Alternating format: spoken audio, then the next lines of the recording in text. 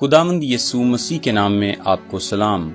हम यूना नबी की किताब से मिशनरी खिदमत के ताल्लुक से अपनी सीरीज को जारी रखे हुए हैं और आज इस सीरीज का 8वां पैगाम है।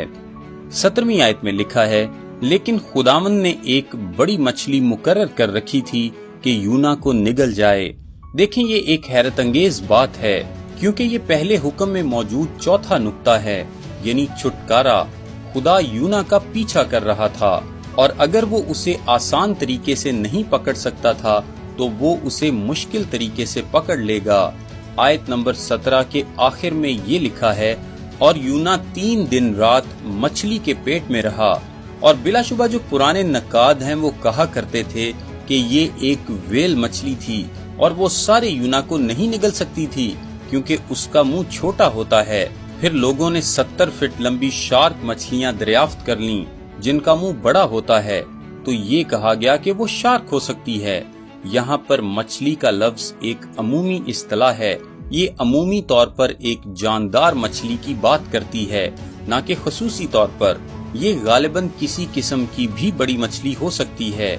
लेकिन इस मौके पर जो आप चंद बातें देखते हैं वो हैरान कुन हैं। बाज़ उलमा जाहिर करते हैं कि यूना वाकई ही एक जिंदा मछली के ऊपर जा पड़ा और बस वहीं 3 रोज तक लटका रहा। बाज़ और लोग कहते हैं कि वो एक मुर्दा व्हेल मछली की तैरती हुई लाश पर जा पड़ा, और बाज़ लोग कहते हैं कि वो एक सराय में छोड़ दिया गया जिस पर मछली का निशान था। बाज़ कहते हैं कि एक और जहाज था जिसका नाम मछली था और यूना को पानी में फेंका गया, और जब आंधी थम गई तो एक और जहाज आ गया जो मछली कहलाता था और उसे उठा ले गया। एक और लिखारी ने कहा कि बड़ी मछली एक छोटी कश्ती का नाम था जो कि एक और जहाज के पिछले हिस्से से मुंसलिक थी और लोगों ने उसे महज उसमें रख दिया था। और मेरा सवाल बिल्कुल ये है कि क्या किसी ने किसी ऐसी छोटी कश्ती के बारे में सुना है जो उगल देती है? लेकिन खुदा ने एक मछली तैयार की हुई थी।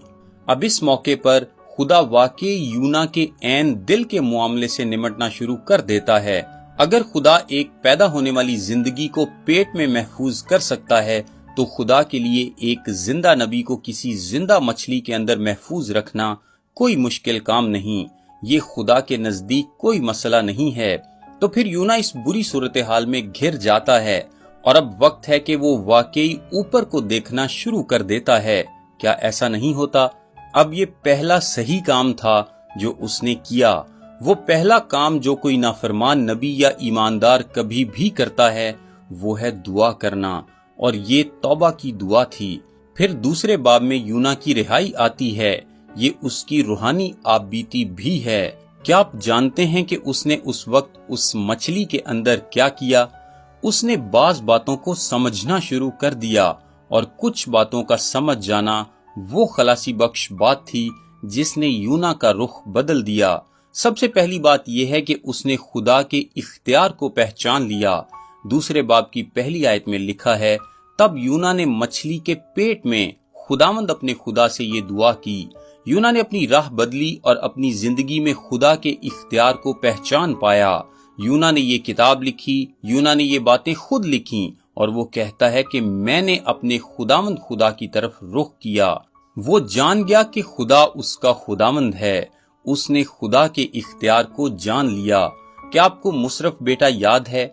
लूका की इंजील का 15वां बाब बताता है, वो बिलाखिर अपने होश में आ गया और उसने कहा, मैं अपने बाप के पास जाऊंगा। और यूना मुशरफ बेटे की तरह कहता है कि खुदाया मैं तेरे इख्तियार को मानता हूँ। और ऐ मसीही अजीजों, क्या आप एक बात जानते हैं?